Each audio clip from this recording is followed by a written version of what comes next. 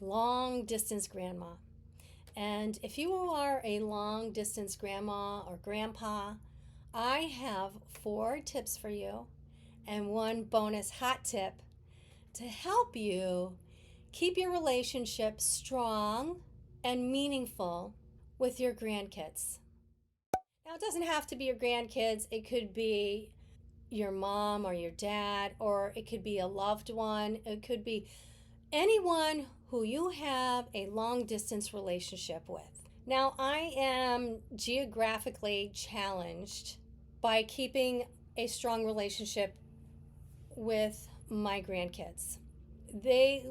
I live in Florida and they live way across the United States, and we keep in touch, but it's not always easy. And I am always looking for ways to improve the way that we interact with the kids. And I want them to remember me. And I want to have them think of me more often. So here's my 4 tips and one hot tip. The first tip is that we communicate through FaceTime. Now, thankfully, my daughter takes care of a lot of that piece of communication. She has her busy schedule, and my schedule is a lot more flexible. So, whenever she calls, I just try to pick up the phone and have something planned or think about a way that I might interact with the kids and interact with her to just keep everyone updated on our lives and what's going on. But when you're talking with children, the conversation needs to be a little bit more fun and engaging. And we have a few different ways that we FaceTime with our grandkids. Most recently, I took them on a golf cart ride with me, which means that they are sitting at home on their couch, and I say, hey, you guys want to take the golf cart and go get the mail? And they both say yes. And typically only one is still sitting there when I get back. But I talk to them the whole time we're leaving about the process of getting mail, what I'm doing, and what streets I'm going by. So it's not just getting in the golf cart, it's a way to communicate about what actually is going on or how I'm driving, and asking if they want me to go slower or faster, or trying to interact with them a little bit more. So when I put the key in the mailbox, I'm like, do you want to see what's inside? And they're usually like, yeah, and, I pull out a couple of pieces of mail and try to describe what it is. And it's usually, not anything interesting to me, but maybe it's interesting to them. We also tell knock knock jokes. I try to at least have one knock knock joke ready for when we FaceTime, or just a regular kind of joke.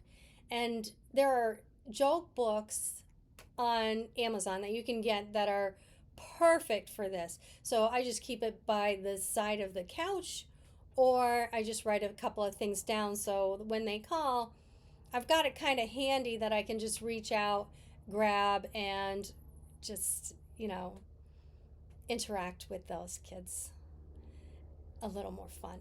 Now, on special occasions, we will videotape like happy birthday by me and my husband, and we try to make it a little fun. We'll do it with kazoos, or we will end it with a little surprise. They also like house tours, so they usually listen to me and my daughter talk about ways that we are improving our house, and the kids are like, they don't really get it, and I'll be like, do you want to see it? And then they understand a little bit better about what I'm talking about when we are making improvements to our home. Plus, they see where I live, and I hope it gives them a sense that, grandma and grandpa are living a good life, and it's fun, and they can look forward to coming here anytime. All right, so that was tip number 1. And tip number 2 is a Okay, so tip number one was to communicate through FaceTime or whatever you have. It could be Zoom or whatever way that you can communicate. Just find a way to do it. So, tip number two is another way, it's snail mail.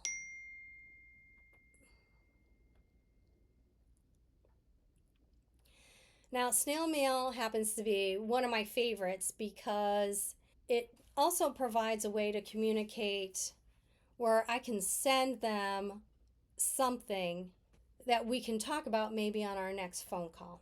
So, right now, there are two different things that I do through snail mail, and one is I send them a card every month, and I go and get my cards at Dollar Tree for 50 cents, two for a dollar, and then I print out photos at CVS for 24 cents, and then I have the cost of postage. So it's just like a dollar 50 usually when I send them out snail mail cards.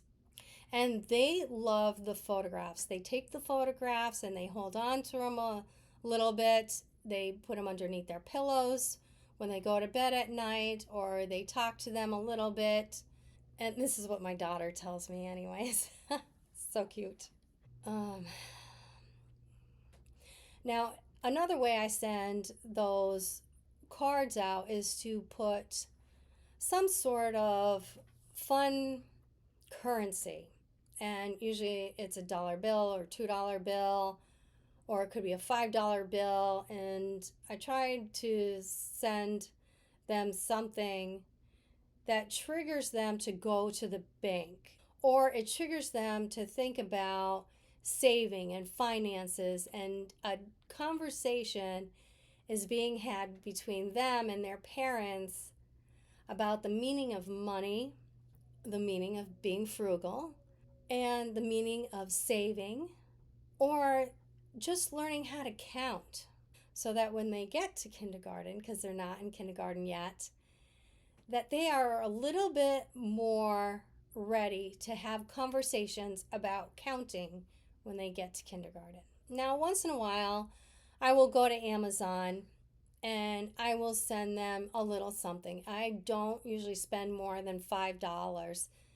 And that's because I know that my daughter is a minimalist and she doesn't like to have a lot of big stuff like toys and games laying around their house, and they like to interact with their kids doing crafts.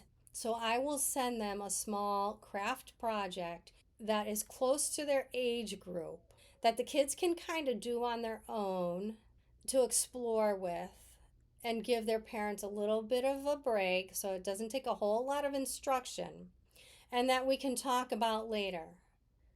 Now, they tell me they enjoy getting these, and my daughter has said, Mom, that was spot on. You nailed it. That was great. So I know that I can send them little craft projects, and it's very much appreciated. The other thing I like to send is books, small books. Like I said, they're not in kindergarten yet. So reading is something that they are beginning.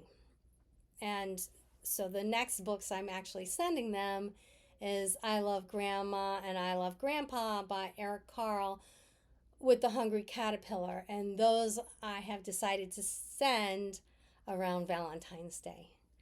And I know that the next time I go visit, I'm going to ask, hey, do you have that book that I sent you? And can we read it together? So I am already building ways that I can interact with them when I get there, when I see them next. All right, we are on tip number 3. And don't forget about that bonus tip at the end. So this year I'm starting something called reverse mail. And I'm going to send my daughter. It's sort of like a craft project, and that's the way I'm going to propose it.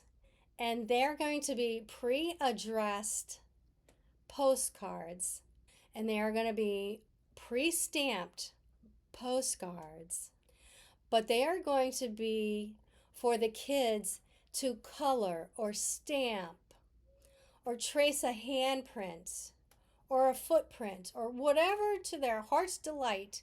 They can put on the outside of that postcard and they can just put it in the mail right to me, so I get a little surprise and something I can talk to them about. When I get it, I can tell them I got it and show it to them and we can talk about it. Now, there are also postcards that are already pre-printed that say nice things like I miss you and I wish you were here, and they come in like a box of like 20, 25, and they can just hand pick that one out and it will be pre-addressed and pre-stamped. So all they have to do is pop it in the mail. Now they are going to learn about snail mail this year, which I don't know that they know about. And it's something that they're going to learn a little bit more about. And I hope that they find a mailbox near them that they can walk to. And the next time I get to see them, that's going to be one of the things I'm going to try to find with them if they haven't found it yet already. We're going to go for a walk to try to find a mailbox and mail out some cards. All right, so you made it to tip number 4. Tip number 4 is the one my daughter started. To this day, we still use it. So we are going on year number 5, I believe. And it's this online app that's called Tiny Beans. Now you can use YouTube for the same thing. And it's a way to exchange pictures.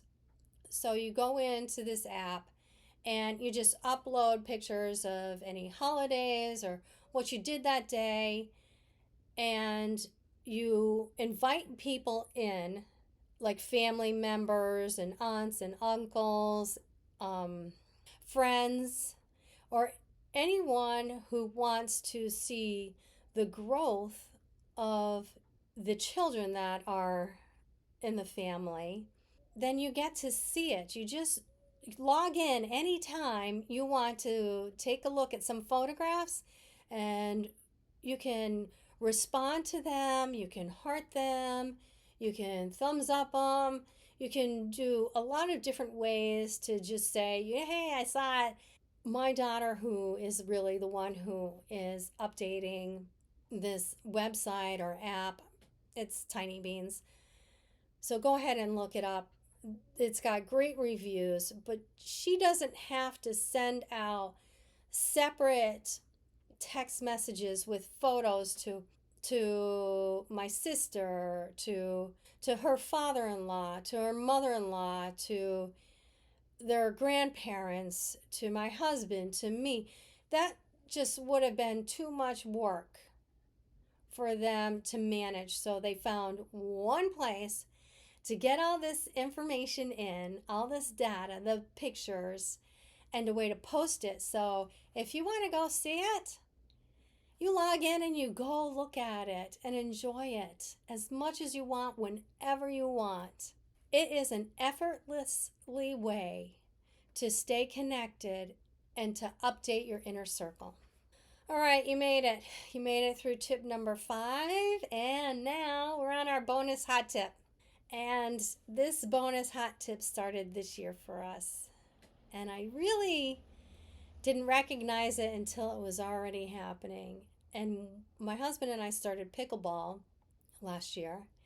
And when we went to go visit them last year, we found a pickleball court and we all went to as a family. Now, learning new hobbies together is a great way to stay connected, and it gives us something more to talk about. Now, one of my grandkids is 4 years old, and she already knows about pickleball. And she goes to the pickleball court with her mom and her dad. And when we go there, we're going to take them to the pickleball court too, to watch us play or to interact with them a little bit on the court, as long as it's free and open. And my oldest grandkid is even going to take tennis lessons because they don't have pickleball lessons for her age group, so it's close enough. But it's going to give us something more to talk about and something more to do as a family. Now, you can find many different things to do with your grandkids. You can crochet, like I learned how to crochet from my grandmother. Just tailor the interests to your family or start exploring new things to do together so that you can enjoy your interactions, your communications, and build your relationships with your grandkids or whoever it is that you're having a long distance relationship with. I hope you've enjoyed these tips. Bye for now.